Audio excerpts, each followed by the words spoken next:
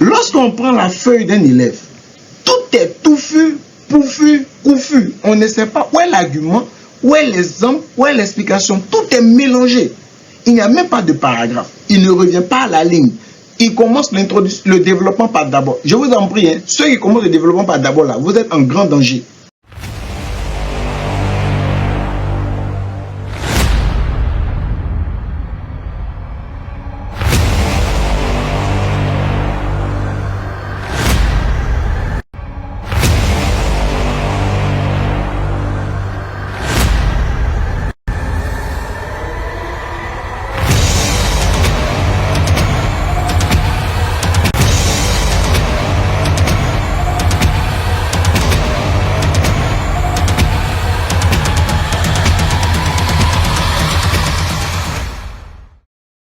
Bienvenue dans cette vidéo qui concerne les difficultés que chaque élève rencontre face à la dissertation littéraire. Et nous avons étudié déjà deux autres problèmes. Le premier problème que nous avons étudié, il s'agissait du problème relatif à l'incompréhension du sujet. C'est-à-dire que des élèves n'arrivent pas à s'en sortir en dissertation littéraire parce qu'ils n'arrivent pas à comprendre le sens du sujet donné.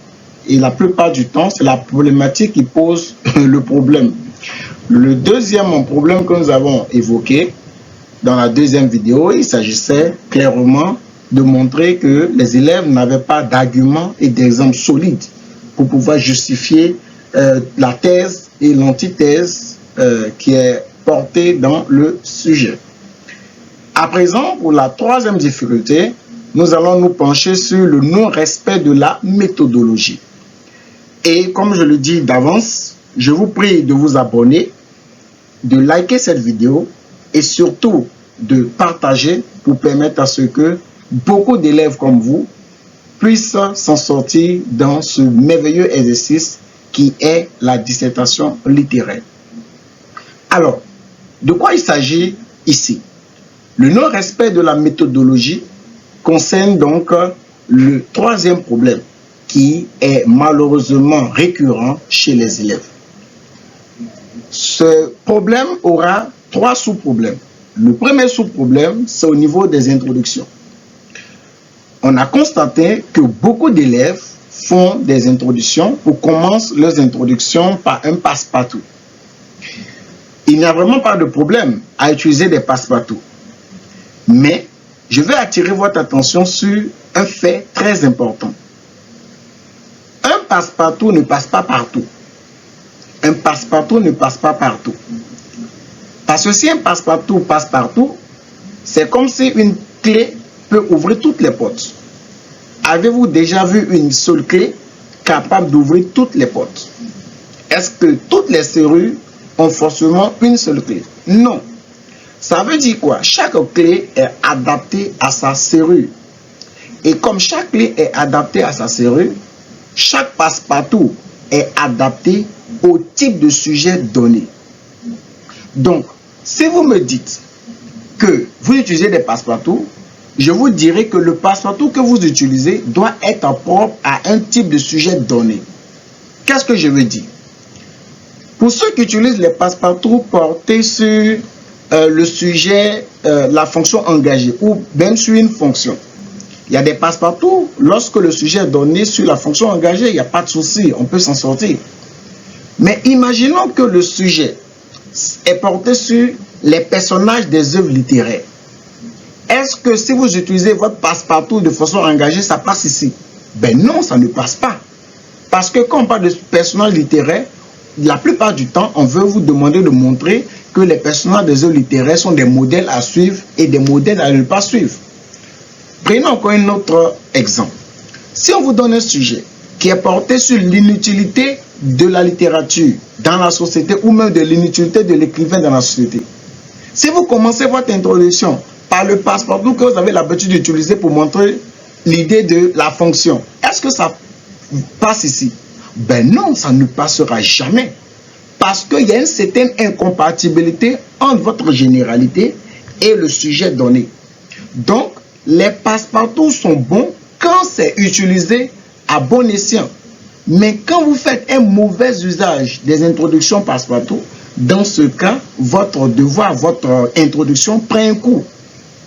Donc, faites très attention à tout usage des passe-partout.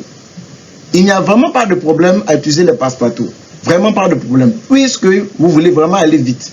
Mais attention, moi honnêtement, je ne conseille pas les passe-partout. Mais pour ceux qui ont tendance à faire les passe-partout, il n'y a pas de souci. On peut partir d'un constat, une définition, il n'y a pas de souci. Ça ne gêne en aucun cas. Tant que vous restez dans l'esprit de la méthodologie, ça ne nous dérange pas du tout.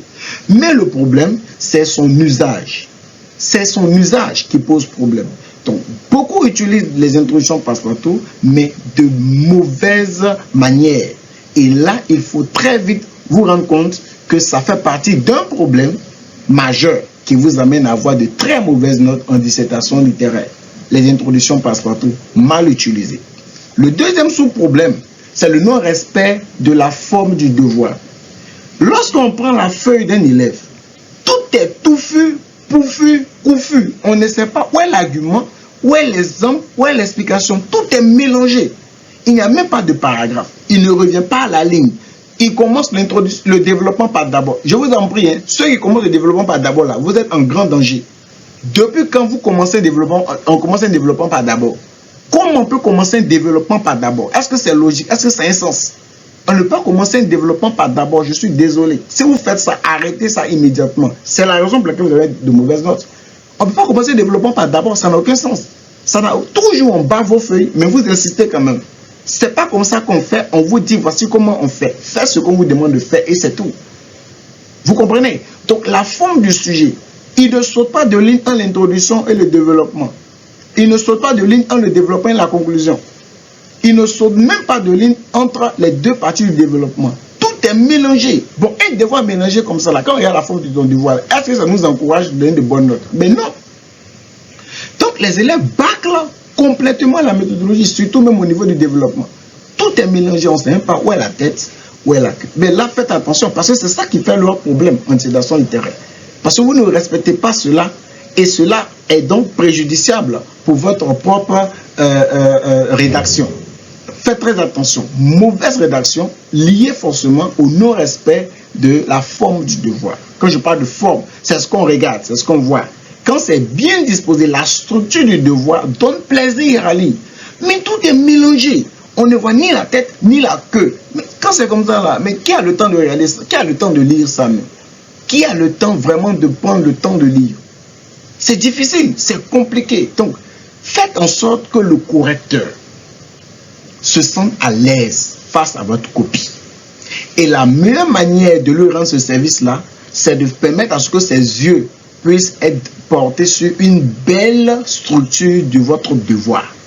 Quand votre rédaction est mieux structurée en fonction des règles de la méthodologie, il n'y a aucun souci pour lui de vous donner une très bonne note. Je dis bien de vous donner une très bonne note. Pourquoi? Parce que tout est bien lisible, tout est bien structuré, tout est bien aménagé. Quand c'est comme ça, on est content. On sait où est l'argument, on sait où est l'exemple, on sait où est l'explication. Tout est bien dressé. Quand c'est comme ça, ça encourage, ça motive. On dit, voilà, voici un élève qui est très exemplaire. Il fait en sorte que tout est mis à sa place. Et ça donne le courage de mieux vous donner de bonnes notes pour vous encourager dans votre démarche. Mais quand tout est mélangé, franchement, quand c'est mélangé, la note aussi sera mélangée. On n'a pas à se plaindre. Se comprendre? Alors, le troisième sous-problème, ça c'est la conclusion. Bon, les élèves disent que la conclusion, au niveau de la conclusion, la dernière partie qu'on appelle l'ouverture, elle est facultative. Bon, ça ce sont les élèves qui disent. Sinon, selon les règles de la méthodologie, une conclusion se termine toujours par une ouverture. Mais les élèves ont pris cela comme un credo. Comme ils ont fini de rédiger depuis l'introduction jusqu'au développement et le développement jusqu'à la conclusion, ils sont déjà fatigués. Ils disent mais l'ouverture est vraiment, c'est pas nécessaire. Et d'autres même se limitent au bilan, ils s'arrêtent là. Ça fait partie de la méthodologie. Il y a des points qu'on donne à la conclusion. La conclusion, ce n'est pas un point, ce n'est pas demi-point. Donc si vous allez perdre souvent 3 points ou peut-être 4 points, ça dépend du barème donné. Donc si vous perdez par exemple 3 points en conclusion, ben, vous perdez beaucoup de points dans votre rédaction. Alors, il faudrait vraiment que vous compreniez que tous ces 3 sous-problèmes-là qui englobent le non-respect de la méthodologie est vraiment le souci majeur que vous rencontrez quand vous êtes confronté à la dissertation littéraire. Et bien sûr, est-ce qu'il y a une solution? Bien, il y a la solution. Et il y a une solution à tout. Et cette solution, c'est quoi? La meilleure solution pour pouvoir répondre au problème du non-respect des sujets de dissertation littéraire, c'est vraiment, et je dis bien vraiment, de pouvoir vous entraîner à rédiger des sujets de dissertation littéraire. Ce n'est pas un sujet que vous rédigez qui fera de vous quelqu'un qui va maîtriser la méthodologie. Et la solution que je vous propose, c'est quoi? C'est de vous amener avec moi dans un coaching d'un groupe qui va débuter le 15 mai 2025 jusqu'au 15 juin 2025. C'est-à-dire en un mois, on va prendre le temps dans un groupe pour traiter, je dis bien, écoutez-moi très bien, pour traiter 50 sujets ensemble. On va prendre le temps de traiter intégralement 50 sujets. On va ensemble prendre le temps de faire l'introduction, le développement, la conclusion. Vous allez m'apporter vos travaux, je vais corriger et ensemble, dans ce groupe-là, on va travailler pour permettre à ce que, en terminant ces 50 sujets, vous n'ayez vraiment pas de difficulté à vous en sortir face au sujet de dissertation littéraire. Pourquoi? Parce que c'est en pratiquant qu'on devient maître. C'est en forgeant qu'on devient forgeron. C'est en faisant, en passant à l'action de manière intense qu'on maîtrise cela. J'aime toujours le dire. Quand vous rédigez énormément, vous ne perdez plus le temps à réfléchir, mais ici, là, on doit mettre quoi? Ici, là, on doit mettre quoi? Non, non, non, vous n'avez vraiment plus ce temps-là. Pourquoi? Parce que tout vous est déjà donné de manière automatique. À force d'exercer régulièrement la rédaction d'un sujet, vous allez immédiatement développer certains automatismes. Et ces automatismes vont vous amener immédiatement à vous en sortir clairement chaque fois que vous serez face à un sujet de dissertation littéraire. Nous, les professeurs, quand nous sommes face à un sujet de dissertation littéraire, nous n'allons pas réfléchir, mais comment on va faire la généralité? Comment on va faire, comment on va annoncer le sujet? Est-ce qu'on doit commencer, est-ce qu'on doit mettre un argument? Est-ce qu'on doit mettre 2 arguments? On va commencer l'argument, quelle cohérence logique on va chercher? Non, non, non, on n'a plus le temps pour ça. Pourquoi? Parce que c'est un automatisme. Ça vient immédiatement, c'est automatique, ça va vite. On sait déjà qu'est-ce qu'on va faire et on passe à l'action immédiatement. Vous comprenez? Alors, c'est cette solution que je vous propose, c'est dans un groupe, de pouvoir vraiment vous en sortir en partageant clairement vos idées dans ce groupe-là qu'on va vraiment de manière sérieuse travailler, pas d'amusement, pas de distraction. Voilà. Celui qui s'amuse, on le bannit directement du groupe. On n'est pas là pour s'amuser. Le bas, c'est trop sérieux. Tu ne vas pas passer 9 mois de ta vie en train d'apprendre et au dernier jour, tu vas maintenant venir t'amuser. On ne s'amuse pas dans un groupe lorsqu'on travaille.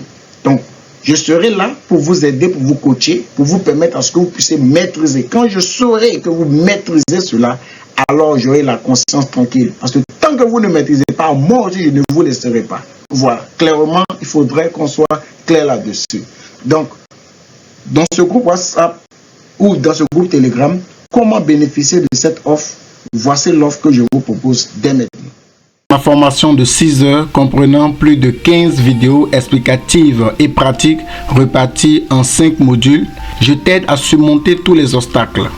En plus de cela, un manuel téléchargeable bourré d'exemples et d'arguments sur le roman, le théâtre et la poésie à utiliser immédiatement.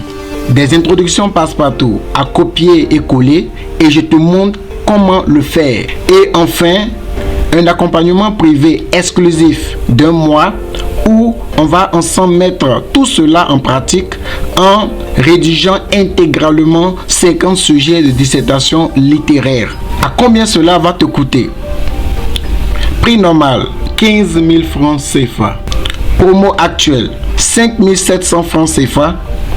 Mais si tu agis dès maintenant, c'est-à-dire à partir d'aujourd'hui jusqu'au 15 mai 2025, alors cette formation te revient non pas à 5 700 francs, mais à 3 500 francs CFA. Je dis bien 3 500 francs CFA. Pour donc bénéficier de cette offre, écris-moi vite au 01 52 72 75 63 ou clique sur le lien qui est dans la barre de description. Il est grand temps maintenant pour toi de passer à l'action. C'est maintenant ou jamais. Après, il sera trop tard.